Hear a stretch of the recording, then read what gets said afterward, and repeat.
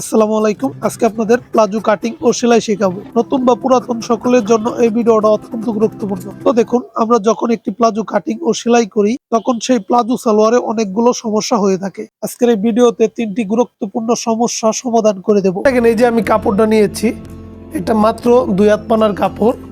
তো এটা দিয়ে আমি একটা প্লাজো কাটিং করব। তো দেখেন, এখানে আমি ডবল ভাঁজ করে নিয়েছি, দুটা পার্ট একসাথে নিয়েছি। তো দেখেন, এই খোলা সাইডটা থাকবো আপনাদের সামনের দিকে আর আটকানো সাইডটা থাকবো আপনাদের ওই দিকে। তো তারপর এইভাবে আপনারা বাস করে নেবেন। তো দেখেন, আমি বাস করে নিয়েছি। তারপর আমি সোজা মার্জিন করে নেব। তো দেখেন, এখানে একটা মার্জিন করে নিয়েছি। তারপর এখানে রাবারের জন্য আরো 2 ইঞ্চি কাপড় রেখে আরেকটা মার্জিন করব।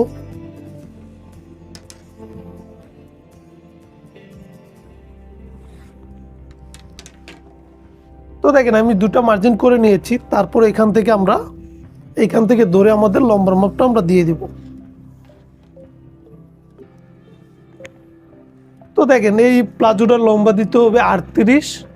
তো আমি 38-এ মার্জিন করে নিচ্ছি।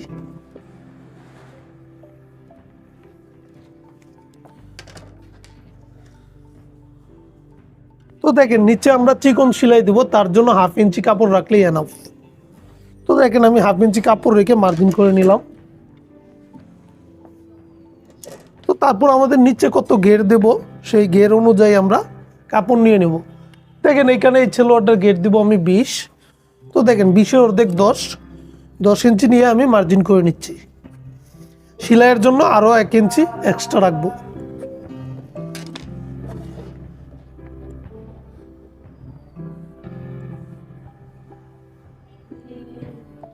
তো দেখেন, তারপর আমাদের সেলোয়ারের হাইয়ের মাপটা নিতে হবে। তো দেখেন, হাইয়ের মাপটা আপনারা যত পুরান যদি সেলোয়ার দিয়ে থাকে তাহলে সেখান থেকে আপনারা হাইয়ের মাপটা নিয়ে নেবেন।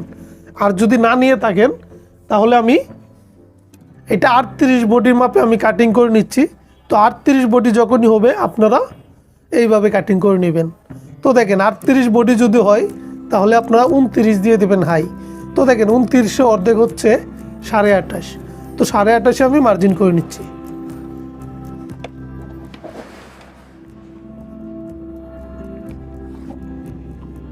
তো দেখেন, আমি মার্জিন করে নিলাম। তো দেখেন, এইখানে আপনারা যদি লুজ বেশি হয় তাহলে পুরোটা দিয়ে দিবেন। আর যদি লুজ একটু কম চাই কাস্টমার তাহলে একটু কমায় দিবেন। তো দেখেন, আমি পুরোটাই দিয়ে দিচ্ছি।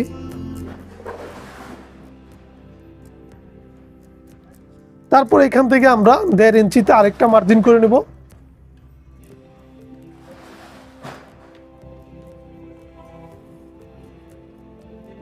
তো দেখেন, 1.5 ইঞ্চিতে মার্জিন করার পর আমরা এইভাবে শেপ কাট দিয়ে মার্জিন করে নেব। তো দেখেন, তো মার্জিন করে নেওয়ার পর আপনারা এইভাবে শেপ কাট দিয়ে শেপ দিয়ে দিবেন।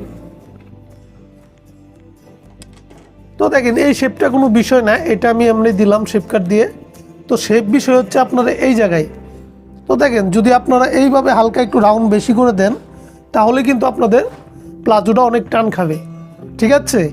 আর যদি এই দেখেন, আমি পরবর্তীতে যে স্টাইলে দিয়েছিলাম সেই স্টাইলে আপনাদেরকে দিয়ে আমি দেখাচ্ছি।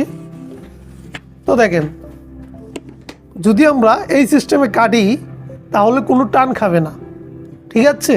তাহলে প্লাজোটা অনেক সুন্দরভাবে ফিটিং হয়ে যাবে। তো দেখেন, আমি ওইভাবে মাপটা দিয়ে নিলাম। তো দেখেন, এইখানে আপনারা মাপ দিয়ে দেখবেন আপনাদের যতটুকু লাগবে আপনারা দিয়ে দেবেন। তো দেখেন, এইখানে আমি তারপর আমরা এইভাবে এটা মিলিয়ে দেব। তো দেখেন, এই মার্জিনটা যদি আপনারা সোজা রাখেন তাহলে কিন্তু এখানে একটু টান খাবে। আর যদি হালকা একটু অ্যাঙ্গেল করে দেন তাহলে কিন্তু কোনো টানই খাবে না।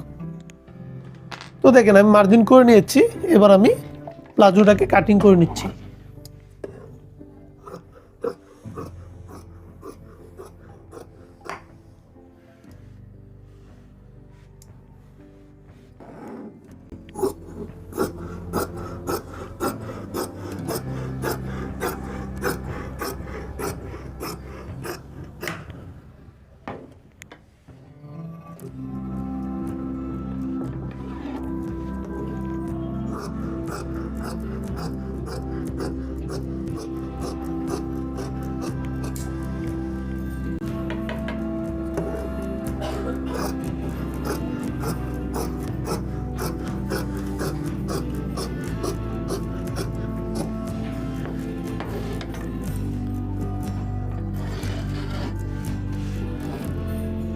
তো দেখেন যখনই আপনারা এই নিয়মে কাটিং করবেন আশা করি আপনাদের প্লাজোটা অনেক সুন্দর হবে এবং কি কাস্টমার কোনো অল্টার ধরতে পারবে না।